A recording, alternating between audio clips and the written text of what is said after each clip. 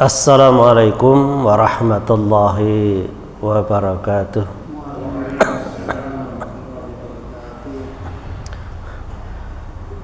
Alhamdulillah rabbil alamin, wassalatu wassalamu ala asrafil anbiya'i wal mursalin wa ala alihi wa ashabihi ajma'in. Rabbis shrah li sadri wa yassir li amri wa hlul 'uqdatam min lisani yafqahu qawli. Bapak Ibu jamaah salat maghrib Masjid Muttaqin rahimakumullah, kita bersyukur alhamdulillah pada malam ini kita masih dipertemukan lagi, diberi umur panjang oleh Allah, sehat dan sempat, dan sehat sempat ini kita manfaatkan untuk mencari ilmunya Allah SWT. Dengan ilmu yang kita peroleh ini mudah-mudahan bisa sebagai wasilah, lantaran, wasilah itu lantaran atau perantara untuk mendekatkan diri kita kepada Allah SWT.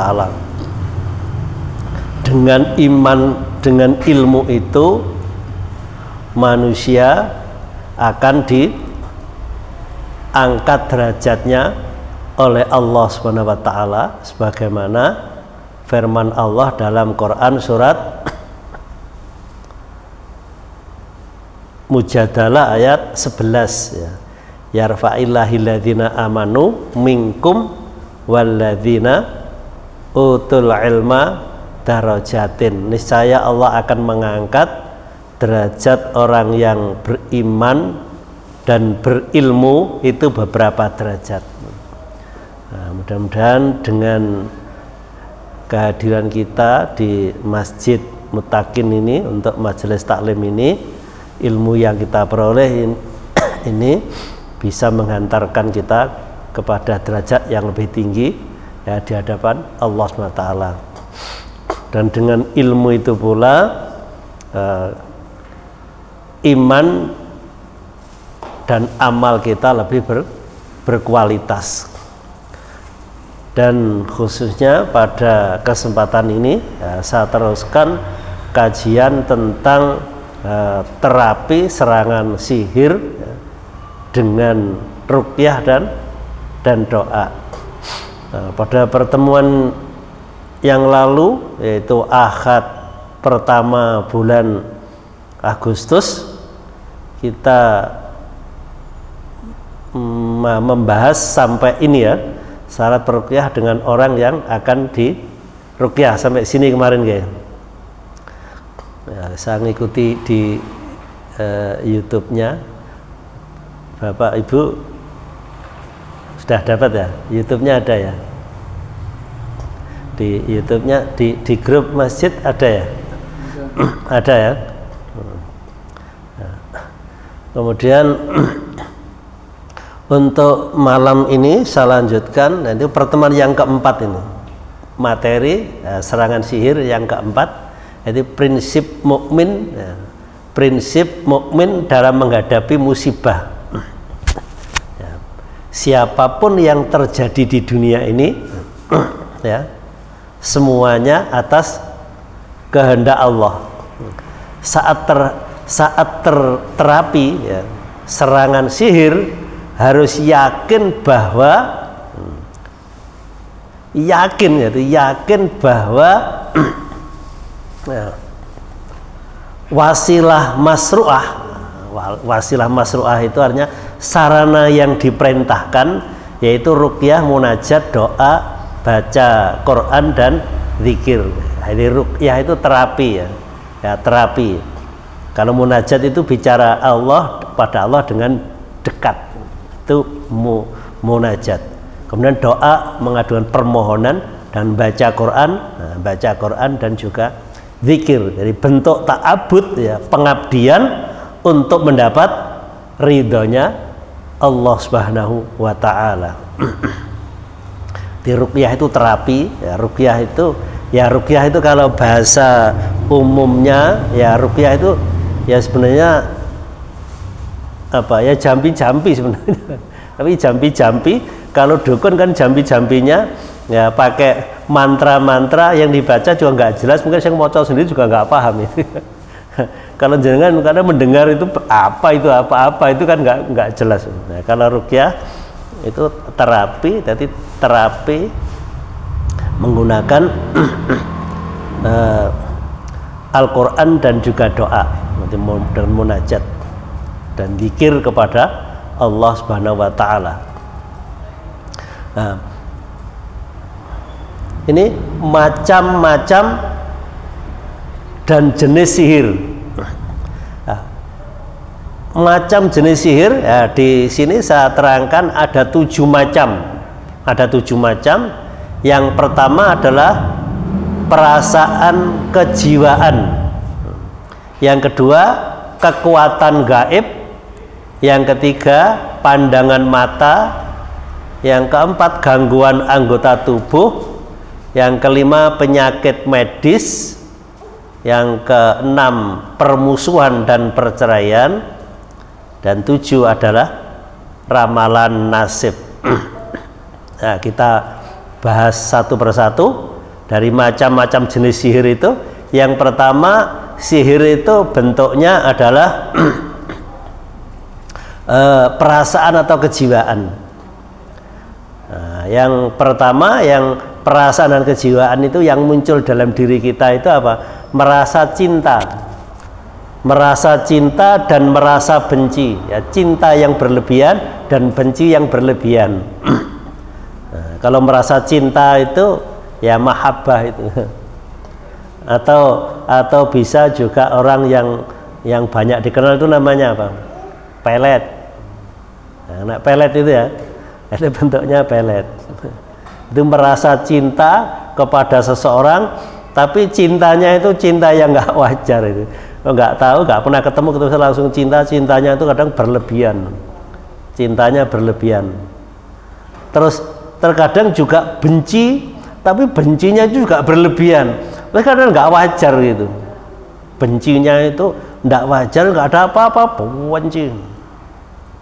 Nah gitu nggih. Itu bentuk sihir yang bentuknya perasaan atau kejiwaan. Yang kedua merasa takut. Jadi takut yang berlebihan. Udah ada apa itu takut sama bayangan sendiri, takut yang jeding gak wani. Dan itu perasaan takut itu berlebihan itu. Itu kalau kena sihir bentuknya takut. Ya takut, ketakutan. Melihat orang itu takut, melihat suara itu ya takut, melihat hujan takut, sembunyi kepalanya disembunyikan di bawah bantal begitu. Jadi aneh. Ya, padahal sebelumnya tidak gitu ya. Sebelumnya kan tidak. Dan juga berani. Beraninya itu juga berani yang berlebihan, berani nggak wajar itu. Sak ruwe wong ditantang, dijak gelut gitu. Ya berani. Wis kadang memanjat atau mukuli apa wis pokoknya nggak ada perasaan takut wis. Nah, berani berlebihan. Padahal sebelumnya tidak gitu ya. Nah itu indikasinya begitu, orang kena sihir yang bentuknya sihir perasaan dan kejiwaan. Nah, dengan telah belajar tanda-tandanya atau indikasinya begini kan nanti kan bisa tahu ya. Dan juga merasa digauli dan merasa menggauli. Nah, itu gitu gitu. Ya kemarin ada juga orang ya sudah punya anak 2. Ya begitu. Nah, juga perasaannya apa? Dia merasa digauli, ngapunten. Itu orang tuanya sudah nggak ada. Tadi merasa digauli orang tuanya. Dan dia merasa menggauli. Dan begitu terjadi kan dia bingung. Ya bingung. Terus gimana Ustaz? Ya, padahal bapak saya itu nggak ada. Tapi saya sering didatangi bapak saya itu digauli bapak saya almarhum begitu ya. Lah itu kayak nyata itu ya. Ya begitu. Dan kadang digauli dan kadang yang dia yang merasa menggauli. Nah, mimpi berkali-kali begitu. Nah, berarti itu kesimpulannya dia kena sihir. Kena sihir. Ya yang gaul itu siapa? Ya jin itu. Ya jin. Terus merasa digunjing. Digunjing itu apa? Hibah ya. Dirasani, ya perasaan itu dirasani orang. Padahal nggak ada orang yang gunjing, yang ngerasani, nggak ada. Tapi perasaannya itu melihat orang, ketemu orang. Itu orang itu seperti menggunjing dan ngerasani dia. Nah, sehingga yang muncul apa kalau begitu? Akhirnya kan emosi ya. Ya pegel emosi. Merasa diperhatikan atau diintai terus. Jadi merasa diawasi orang, merasa diikuti orang terus gitu. Itu perasaan, main perasaan gitu. Jadi orang lain ya nggak tahu. Itu hanya perasaannya sendiri. Merasa diperhatikan, merasa diintai orang. Jadi meneng di rumah itu perasaannya ada yang melihat, ada yang ngawasi, ada yang memperhatikan dia. Jadi bingung dia itu. Jadi memang dibuat begitu. Harus merasa dirinya telah dibaptis, merasa dibaptis menjadi Nasrani. Kalau kan dia Muslim itu merasa kok merasa jadi merasa dia juga antara kenyataan dan hatinya itu bertentangan terus. Aku kok kadang juga nggak mau sholat, nggak mau sholat. Ya, berarti jinnya itu jin Kristen, jinnya jin Nasrani yang masuk di dalam dirinya. Kadang juga Hindu, dia merasa dimasukkan menjadi agama Hindu, tapi dia kebingungan akhirnya, merasa dikejar-kejar akan dibunuh. Nah, kadang lari-lari sembunyi berteriak-teriak, padahal juga nggak ada yang ngejar. Yang keluarganya yang sehat kan nggak ada apa-apa, tapi dia tuh lari-lari berteriak-teriak, lah apa aku dikejar-kejar mau dibunuh gitu. Kadang lari manjat begitu, ya begitu. Nah, ini saya pernah nangani orang yang gini, sudah merasa akan dilamar. Jadi merasa akan dilamar, dia dengan bangganya, dengan seneng, dengan nyiapkan gini. Lah apa kan? Itu mah ada tamu aku mau dilamar. Kan gitu. Jadi ngumpulkan barangnya ditoto membuat hiasan gini kan apa? Aku mau dilamar. Nah, itu jinnya yang masuk di dalam dirinya itu. Tapi masuknya ke hatinya, ke hati. Jadi perasaan yang muncul tuh perasaannya begitu. Mungkin jenengan pernah ngalami atau juga mungkin pernah melihat dan juga mungkin pernah membaca atau membaca berita tentang ini. Nah, ini memang ada begitu. Nah, ini bentuk macam atau jenis sihir yang bentuknya perasaan dan kejiwaan. Kemudian yang kedua, jenis macam dan jenis sihir yang kedua adalah kekuatan gaib. Nah, kekuatan gaib dari sihir ini pada umumnya dicari orang dan dimanfaatkan untuk menjaga diri. Memang ada orang yang belajar tentang ini sihir. Pada ini yaitu contohnya begini. Kalau yang saya maksud dengan kekuatan gaib itu dia mencari orang dimanfaatkan untuk menjaga diri, seperti pandangan matanya itu mampu menjatuhkan barang atau cecak. Jadi pandangannya itu tajam, jadi bisa melihat. Jadi jangan dilihat tuh jangan bisa jatuh, bisa sakit. Nah, namanya apa itu? Ya ain itu loh ya. Jadi pandangannya itu tajam, jangan dipandang jangan jatuh, dipandang jangan sudah nggak bisa berbuat apa-apa. Bahkan pohon hewan cecek atau apa dilihat begini, dengan dia baca mantra-mantranya itu jatuh itu hewannya. Nah, begitu ya. Ini ilmu hitam. Nah, tapi gaib ya. Pukulan jarak jauh. Jadi dari mukul tapi dengan jarak jauh. Seperti kekuatan berarti misalnya begini. Pohon diginikan rubuh ya. Kadang musuh, kadang diginikan ya dengan mantranya dia. Nah, kan dulu pernah tak ceritakan, saya kan juga pernah diajari begitu kan.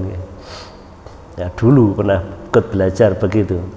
Itu kebal senjata, tajam, ya.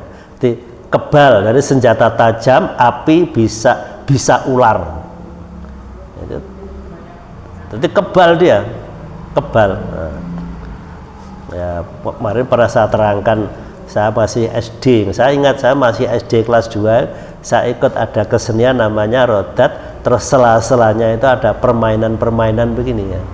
Nanti lidahnya debus itu, keluarkan ini, ya guru saya kan potong itu nggak apa-apa. Terus api kayu itu panjang begini 2 meter itu, sini diberi kain itu dicelup gas itu ya, minyak gas itu ya, terus dibakar kan nyala itu, terus dibuat main ini ya, diobongkan gini nggak apa-apa. Dia baca mantra kan, punya mantra. Jadi saya nyaksikan sendiri ular, karena kan ular kan dibuat permainan, ada dibuat ular di kalung dan gini ya, bahkan dimasukkan mulutnya juga kan.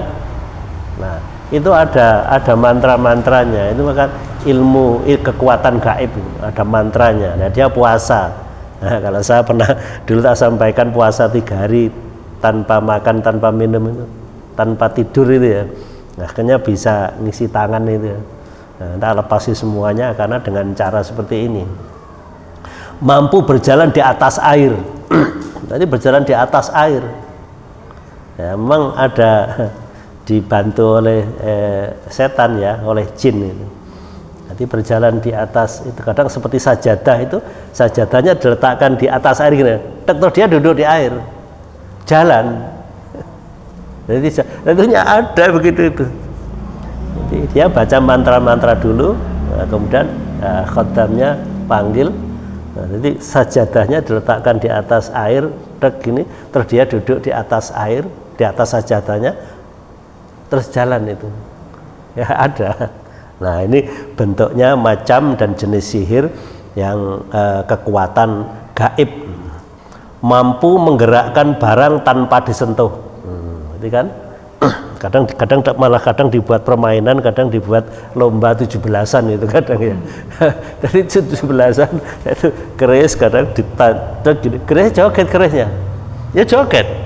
Terkadang juga ada cincin apa, batu ake itu ya, batu ake itu dilemparkan gini, itu memancarkan 7 cahaya. Nah, 7 cahaya. Nah, siapa yang bisa nangkap yang asli, nah, dapat uang. Kan dibuat taruhan juga itu ya. Loh ada, jadi batu ake itu dilempar gitu.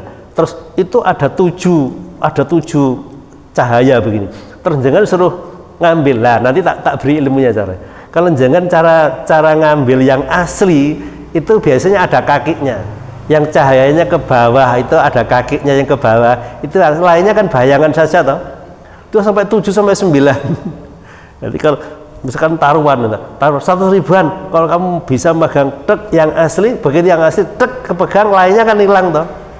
Tapi kalau dipegang yang bayangannya kan nggak kena ya, dipegang tetap aja karena bayangannya. Lah yang asli itu kalau misalnya 7 nyala itu, yang bawahnya ada kakinya, yang lainnya kan bayangan, yang kakinya yang asli itu. Lah jangan kalau lihat begitu, itu ada ya. Makanya kalau kita tahu itu jangan aneh, nggak takjub, loh kok bisa begitu, di dalamnya batunya anak jin nih ya. Makanya kan, nah saya kan sering banget di rumah banyak batu-batu gitu, banyak saya punya banyak. Itu orang-orang yang sudah taubat begini-gini mesti diserahkan, sudah tak serahkan sama Ustadz, banyak taruh ya, cincinnya dan juga batu-batu. Ada kadang batunya saja, terkadang sepasang dengan cincinnya ya, ada isinya gitu-gitu ya. Ya keris juga begitu, seperti juga termasuk keris begitu ya.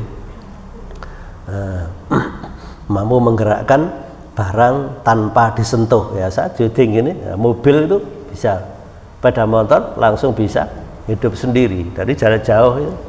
Dengan diginikan bisa hidup mesinnya. Jadi starter mobil dari jarak jauh bisa, pandangan jarak jauh tembus dinding, terawang itu ya.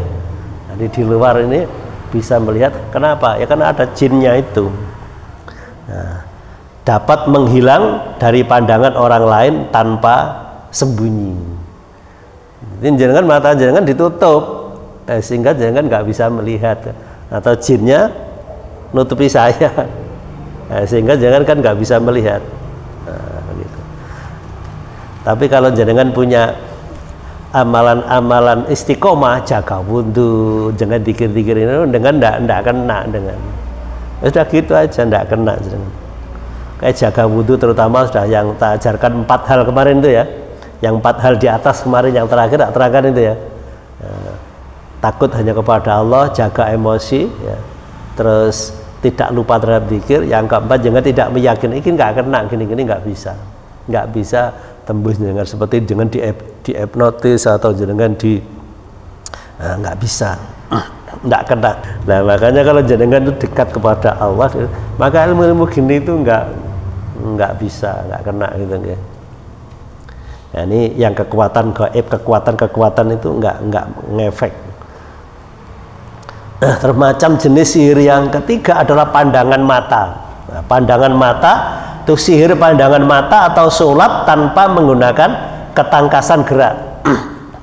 Sihir macam ini sudah pernah dilakukan oleh tukang sihir Fir'aun, dengan membaca mantra-mantra, tali yang dilemparkan terlihat seperti ular hidup. Nah ini kan dalam Quran ada ya, ya bahwa ini pandangan mata. Jadi orang jangan kena sihir itu artinya ya mata jangan itu ditutup begitu, sehingga tali, potongan-potongan tali itu menurut panjangan orang yang kena sihir itu ular itu.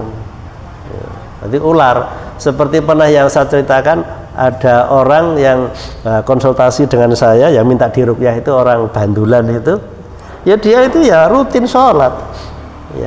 Ya tapi mungkin sholatnya belum khusyuk gitu ya. Jadi kena sihir begitu, seorang ibu ya kasihan. Jadi dia itu berteriak-teriak. Jadi begitu waktu mau sholat duhur itu atau sholat asar gitu ya, dia ambil air wudhu. Setelah ambil air wudhu, ambil handuk. Setelah itu dia masuk ke tempat pesolatan itu atau musola di rumah itu. Begitu masuk itu dia berteriak-teriak. Apa? Jadi garis-garis seperti misalnya seperti ini, ada garis begini ya. Ini perasaannya ular. Jadi banyak ular kecil-kecil itu banyak. Itu dia ginjal-ginjal bingung. Jadi melihat ada rukuh karena itu perasaannya seperti ular besar. Ada melihat tiang itu perasaannya apa? Orang berdiri, orang bawa besar gitu. Jadi melihat orang saudara sendiri itu ya dia berteriak-teriak. Itu gitu ya. Jadi sihir pandangan mata, sulap tanpa menggunakan ketangkasan gerak. Nah, ini sudah pernah. Jadi melihat itu dia berteriak terus, jadi bingung. Dan akhirnya dia nggak jadi sholat, rukuhnya dibuat nutupi wajahnya begini, sambil sembunyi gitu ya. Karena apapun yang dilihat itu menakutkan. Nah ini sihir, jenis sihir pandangan mata. Nah, itu sulap. Kalau sulap itu bahasa Malangnya apa Pak? Palsu. Kan sulap itu kan palsu ya, bahasa Malangnya kan palsu, kan dibalik kan sulap. Jadi sulapan itu ya palsu, ketangkasan itu ya, ketangkasan. Kalau ini tanpa ketangkasan karena dia menggunakan ilmu sihir gitu ya. Jadi dengan caranya di matanya ditampal. Maka seperti saya kalau ngeruqyah anak kecil apa namanya sawanan gitu ya, anak kecil kan sawanan. Itu kalau ada anak kecil sawanan itu yang ngeruqyah itu jangan bacakan doa, paling enggak Al-Fatihah, kursi itu jangan, wajahnya jangan gini kan. Itu posnya di depan di kelopak matanya anak kecil itu, jangan la haula wala quwata illa Allah, jangan baca ayat kursi la haula wala quwata illa, jangan gini kan. Insyaallah biidznillah sembuh. Ya gitu. Nah orang-orang kadang-kadang itu dibawa ke Pak Ustadz, minta disuwuk, disuwuk ya artinya didoani. Kalau istilah mereka kan istilahnya disuwuk gitu ya, didoani. Ini doanya apa ya? Jangan baca tawat, Al-Fatihah, ayat kursi, Al-Kafirun, Al-Ikhlas, Al-Falaq, Anas, la haula wala quwata illa billah, Allahu Akbar. Ya, aku baca semuanya nyari ridho dan ridho rahmatmu, dengan rahmatmu lepaskan mereka yang di matanya anak ini. Gini. Itu caranya gitu nggih. Nah, begitu. Itu pandangan mata. Kemudian gangguan anggota tubuh. Nah, ini gangguan anggota tubuh ya. Jadi sihir yang dirasakan pada bagian tertentu pada anggota tubuh orang yang terkena sihir ya, meskipun sudah diperiksa secara medis ke dokter ahli, dokter spesialis, ya nggak ada apa-apa, kaki atau tangan kesemutan terus menerus tanpa sebab. Nah kalau sebabnya kan beda ya. Itu secara medis nggak ada sebab ya, dokter ya bingung loh, nggak ada apa-apa kok, nggak ada apa-apa. Nah, pendarahan wanita saat suaminya pulang, sembuh saat suaminya pergi kerja. Nah, kadang, oh terjadi kemarin saya di PBI ya begitu, di PBI ya, cerita saya itu pendarahan sampai 4 bulan 5 bulan dari nggak berhenti terus ya, itu kan nggak wajar tuh. Kalau diperiksa dokter ya nggak apa-apa, ya nggak ada apa-apa lah, seperti gini yang tangan sakit, tangan jangan mulu-mulu sakit, kaki mulu-mulu sakit. Nah itu sebabnya gitu, nggak ada sebab. Kalau kebentur tahu-tahu itu kok langsung sakit, nggak bisa digerakkan ya, termasuk dulu istri saya begitu, tahu-tahu tuh pundaknya berat gitu ya, berat gitu, jadi periksa nggak ada. Nah setelah begitu kita pukul ya, kalau jangan rukyah jangan pukul-pukul ya, seperti kemarin yang tak beri cara terapi pernafasan itu kan ya, pernafasan yang keempat jangan pukul-pukulkan nah, sambil istighfar, jangan pukul-pukul, sembuh. Di pendarahan ini juga nanti ya di rukyah ya, ini yang sering saya pakai contoh yang tapi alhamdulillah sembuh itu yang guru SMP itu yang di Saujajar itu ya begitu.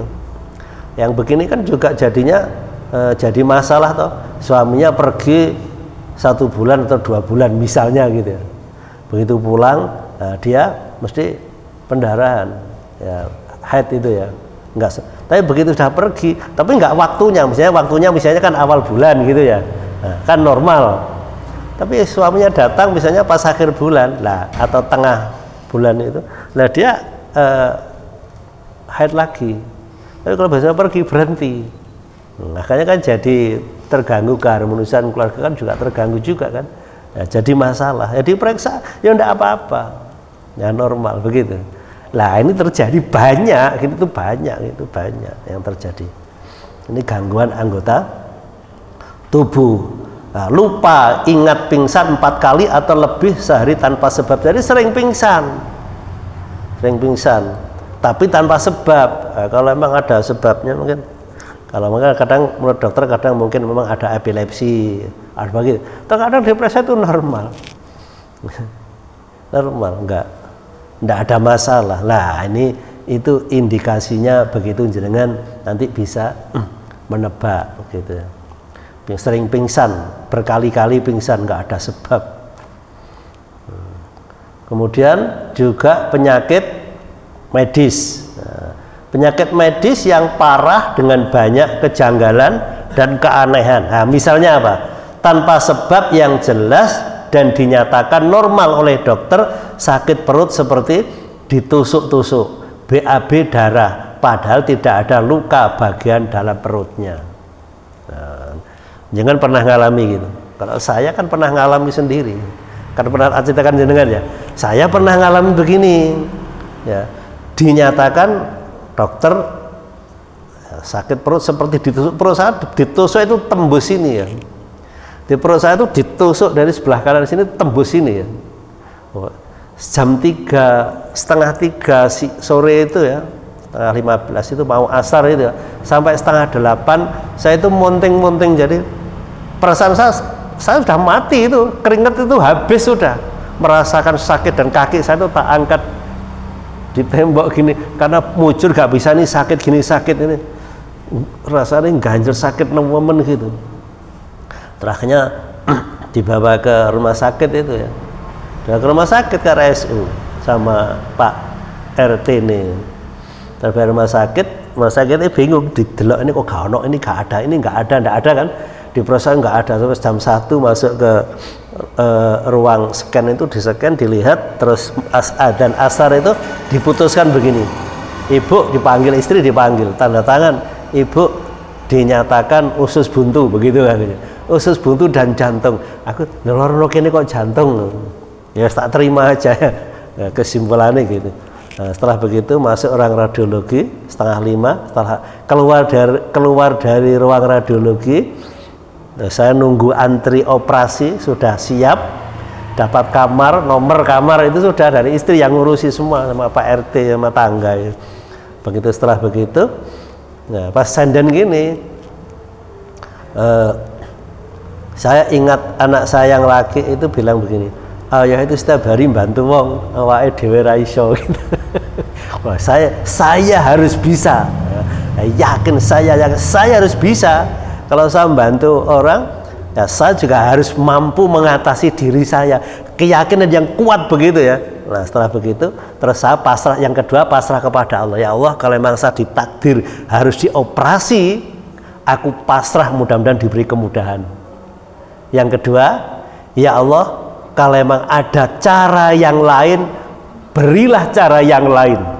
Dalam hati gitu. Jadi itu namanya munajat tadi, dialog sama Allah tadi ya, dengan jarak dekat. Jadi bicara sama dengan jarak, nanti munajat kepada dengan dalam kondisi itu berarti kan full toh, full khusyuknya full ya dalam kondisi seperti itu. Maka seperti itu langsung saya itu ingat Nabi Yunus ketika ditelan ikan, ya kan? Nabi Yunus kan berdoa, ditelan di perutnya ikan 40 hari 40 malam di dalam laut toh, 40 hari 40 malam itu di perutnya ikan itu. Terus Nabi Yunus berdoa apa? Nah, doanya Nabi Yunus kan dalam Quran surat Al-Anbiya 87 toh. Itu tercantum dalam Quran surat Al-Anbiya ayat 87. Doanya gimana? La ilaha illa anta subhanaka inni kuntu minadzalimin. Saya baca berulang-ulang, saya nggak ngitung, mungkin setengah menit, nggak sampai 1 menit. Loh langsung hilang Pak. Nah berarti itu kan bukan sakit medis loh. Bukan sakit medis. Saya baca begitu, lah itu saya yang ngalami. Saya baca la ilaha illa anta subhanaka inni kuntu, jadi full itu ya, yakin full, langsung seperti patek tadi, langsung seperti lepas gitu. Loh, saya tak gerayangi gini, loh nggak ada, tak pegel, loh nggak ada, gitu nggak ada. Terus perawatnya tak panggil, Pak nggak jadi operasi, usah dimarahi, Bapak jangan macem-macem, nanti kalau sampai meledak putus saya nggak tanggung jawab. Loh itu tadi Pak yang ngerasakan kan saya, sekarang nggak sakit ya.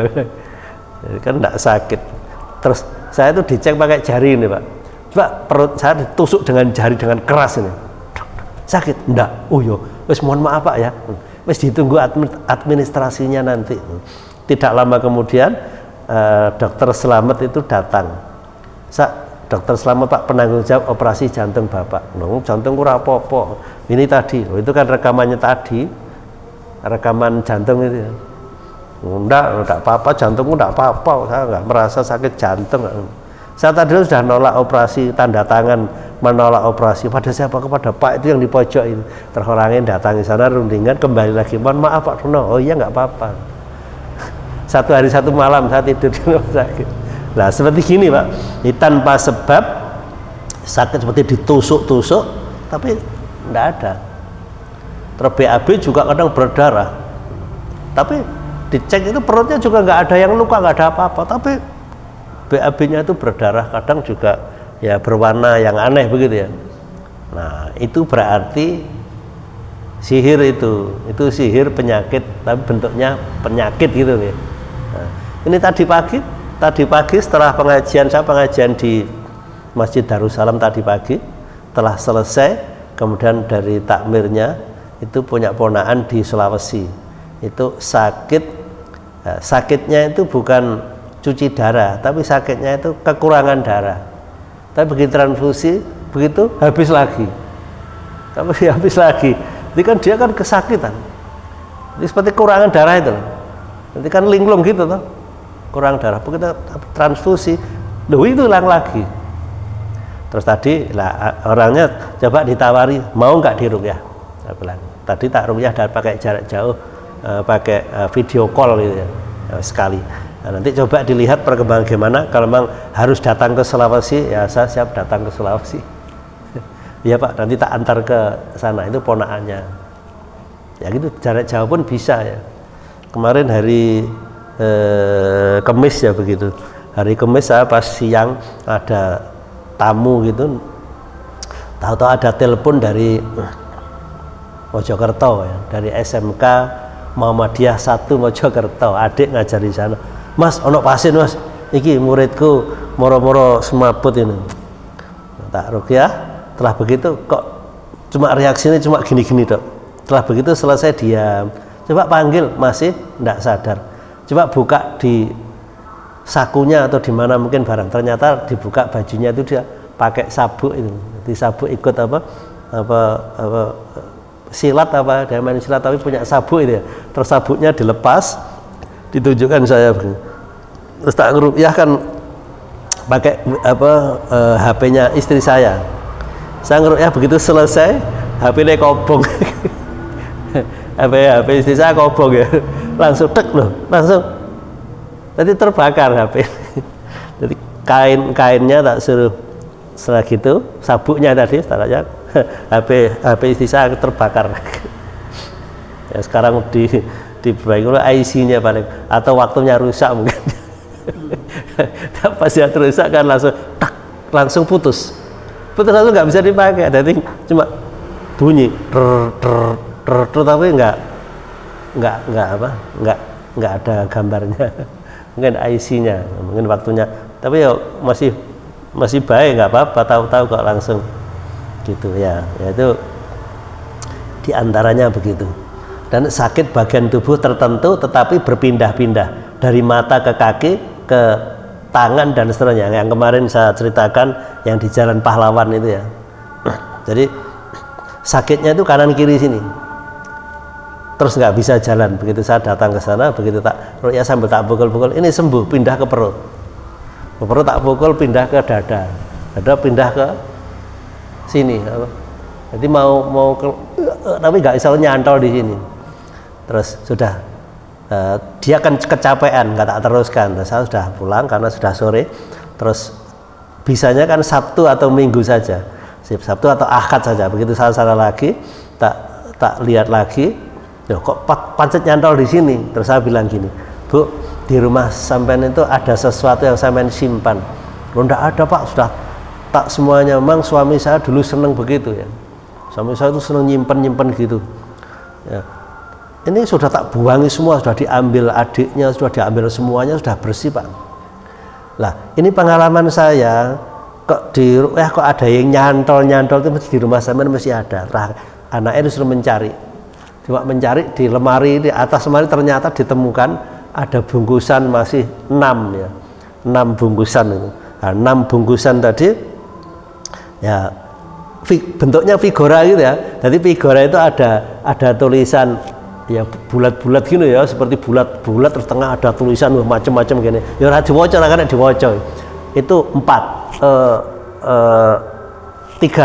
Terus yang satu bentuk tulisan Arab agak jelas begitu. Yang tengah. Terus pinggir-pinggirnya ada z apa hak ada apa enggak bisa diwaca. Terus yang kedua itu nggak ada gambarnya, nggak ada apa, tapi dibungkus kain kafan. Itu apa surga? Tapi berat. Loh apa ini? Terus tak buka. Ketika mau tak bawa itu, yang ibu itu bilang gini, Pak, itu milik suami saya, itu harganya puluhan juta itu Pak dulu. Belinya itu puluhan juta. Aku ya masuk ngene puluhan juta. Apa lah? Begitu di rumah setelah tak bongkar semuanya, tak rukyah, tak buang ya. Nah, tinggal yang 2 itu yang dibungkus mori itu kain kafan tadi, penasaran aku. Dirangkap 2 tapi nggak ada tulisannya dari luar, ya cuma kain kafan gitu. Tak buka, ternyata di dalamnya itu adalah perak. Jadi dalamnya itu perak, jadi perak kotak ini ya, perak itu kotak, terus ada tulisan Arab, tapi tulisannya juga tidak jelas. Lah terus dibungkus kain kafan tadi, baunya harum begitu. Loh, yang ini yang mahal tadi yang perak ini. Jadi perak, jadi ya 10 persegi gini 2. Nah itu yang mahal di situ. itu perak itu. Mana tulisannya Arab. Kalau kaca berarti seperti kaca kan gitu ya. Itu perak, memang ada tulisan di situ perak. Tak buka Israel itu di figurannya ada tulisannya perak. Terus tak buka itu ternyata di dalamnya perak. Oh makanya ini mahal. Nah, itu akal-akalan. Ya kan yang kemarin saya dapat yang apa?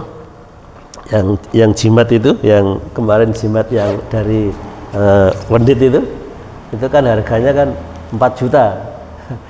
Tak tunjukkan siapa yang mau beli 1 juta nah, gitu. Kan sudah diberikan saya tak bawa kan, sudah tak bersihkan, tak ganti dengan doa, berikan begini jadi sakitnya tuh pindah-pindah gitu, orangnya sakitnya tarik sini pindah di sini, nah dibacakan ya begini ini sembuh tapi pindah di kepala pusing tak pegang ya. Kemarin saya Sabtu pagi kan di Masjid Fatimah ya gitu, mau praktek siapa yang maju ke depan bang, tak pukul gini Pak pindah di kepala Pak, di kepalanya pusing, malah tak pegang kakinya tuh dia mau ngonting jendian kaki, tak cari ketemu di mau ngonting ya pindah kepala, pindah sini ya. Nah jangan mungkin pernah ngalami atau pernah melihat atau keluarga, lah itu tandanya dia kena sihir bentuknya penyakit medis. Nah, ngeten nggih. Satu lagi nggih. Nah, kalau yang keenam permusuhan perceraian, permusuhan dan perceraian sebagaimana sebutkan dalam Quran surat Al-Baqarah 102, di antara sihir yang diajarkan oleh setan adalah untuk memisahkan hubungan suami istri. Nah, jadi banyak terjadi perceraian itu karena memang tidak semata-mata karena urusan-urusan berdua, tapi karena ada pihak ketiga yang membuat supaya orang itu cerai. Nah, gitu ya. Nah, itu nanti ada materi sendiri khusus tentang ini. Nah, kadang juga bukan karena itu, karena memang egois masing-masing. Ada egois masing-masing ya. Nah, tapi juga karena itulah makanya zikirnya itu Quran surat Al-Baqarah 102 103. Zikirnya di situ, zikirnya adalah Al-Baqarah, maka jangan sering baca itu. Nah, artinya juga bacanya tingkat 3 ya, bacanya bukan hanya tingkat 1. Tingkat 1 itu baca harfiah itu kan bunyi-bunyinya. Kalau baca maknawiyah maknanya apa, isinya apa. Yang ketiga ya dipraktekkan, ya dipraktekkan. Nah itu apa namanya sihir permusuhan atau targetnya itu adalah supaya cerai. Nah, kalau cerai itu dia punya misi yang besar yang tinggi, itu adalah untuk bisa memisah dan menceraikan hubungan suami istri. Kalau dia tidak berhasil, ya maka dia gagal itu. Dia gagal itu, jin itu gagal untuk memisah suami istri itu. Nah, itu nanti jangan periksa dalam Quran surat Al-Baqarah 102 dan 103 dibaca. Nah, makanya kan rumah itu supaya aman itu kan suruh saya sarankan rumah supaya aman kan dibacakan Al-Baqarah ya. Karena yang banyak itu dari surat Al-Baqarah ya. Paling enggak 1 sampai 5. 1 sampai 5 kemudian jangan tambahi ini Al-Baqarah 102 103. Supaya masalah-masalah kecil tidak besar jadi pertengkaran. Al-Baqarah 255 sampai 257. 257 itu ayat kursi ya, 255 kan kursi ditambah 2 ayat setelahnya. Terus yang terakhir ayat Baqarah yang terakhir mulai 284 atau 285. Kalau 284 berarti kan nilai ma fis samawati wa ma fil ardh. Kalau 283 berarti mulai amanah Rasul sampai akhir. Nah, jangan rutin kan di rumah itu setiap hari baca itu, insya Allah rumah jenengan aman. Rumah jangan aman, untuk diri jangan aman, untuk keluarga juga aman. Paling enggak kalau syukur kalau dibaca semuanya. Nah, kalau baca semuanya memang kan panjang 286 itu hampir 2,5 juz nggih. Nah, kalau baca memang kan tidak, kalau nggak bisa sekali khatam ya enggak apa-apa. Sekarang nanti mungkin pagi, siang, sore atau hari ini, besok 2 hari 3 hari kan khatam tenan, balik lagi. Tapi bukan berarti nggak boleh baca yang lain, juga baca yang lain tidak apa-apa, tapi Baqarah tetap dibaca, nanti sambil baca yang lain gitu loh. itu diniati sebagai zikir dan mohon ridho dan rahmatnya Allah. Dengan ridho rahmatnya Allah, lantaran baca Quran itu kita dilindungi dari berbagai macam gangguan ilmu hitam tadi, atau balak ya, istilahnya itu balak gitu ya, istilahnya balak. Mungkin sampai di situ, nggak sampai 6 ya. Sampai 6 itu tadi ada 7, atau diselesaikan satu lagi ini ya. Satu ya, diselesaikan satu lagi, yaitu ramalan nasib, yaitu sihir ramalan nasib, sihir perceraian barang, pencurian, penghilangkan barang, tolak hujan, tolak hama, tolak pencuri dan sebagainya. Dukun peramal tersebut menggunakan bantuan setan untuk melakukan sihir. Nah, jadi artinya bisa khodamnya sendiri, bisa dia manggil jin, yaitu dengan dia memberi makan mereka. Apa makanannya? Kemenyan, ngobong kemenyan, tapi diniati ngobong kemenyan tadi untuk manggil, atau dengan kembang, atau dengan minyak wangi, atau minyak wangi. Itu setelah dia datang kemudian kemudian setelah itu dia akan tunduk, kemudian dikirim untuk masuk ke orang itu atau suruh ngambil barangnya itu. Nah, maka ada pertanyaan kemarin, loh, apa jin itu bisa ngambil barang? Itu emang disetir oleh orang, nah, itu bisa ngambil barang, itu bisa. Terkadang juga bisa mencari orang yang mencuri ini, ya, bisa disuruh, diperintah, itu bisa menghilangkan. Jadi gini ya, sihir pencarian barang, pencurian, menghilangkan barang, tolak hujan, tolak hama ya. Tapi ya itu nggak mesti bener, itu kan permainan saja, kadang-kadang bisa, kadang-kadang enggak. Masa Allah dikalahkan sama dukun?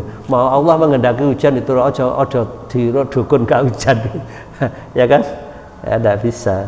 Itu permainan semua, itu permainan ya untuk melakukan sihir ini semua permainan.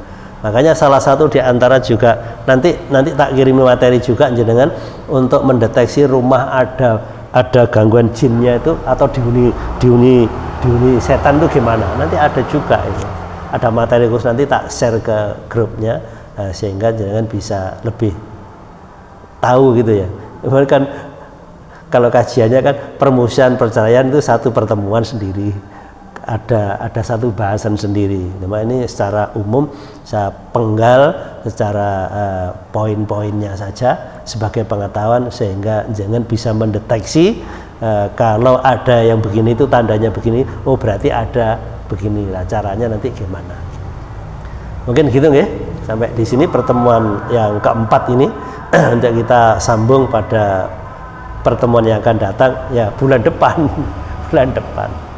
Tapi kalau jangan mau tanya lewat WA boleh. Kurang lebihnya mohon maaf, mudah-mudahan 7 poin macam-macam dan jenis sihir yang kita bahas pada ini menjadikan tambahan ilmu bagi kita, dan dengan tahu seperti ini kita bisa melindungi diri, menjaga diri, sehingga kita tidak kena macam-macam atau jenis sihir yang telah saya sampaikan tadi. Ngaten nggih, kurang lebihnya mohon maaf. Kita tutup dengan doa kafaratul majelis. Alhamdulillah alamin, subhanakallahumma bihamdika asyhadu an la ilaha illa anta astaghfiruka wa atubu ilaik. Assalamualaikum warahmatullahi wabarakatuh.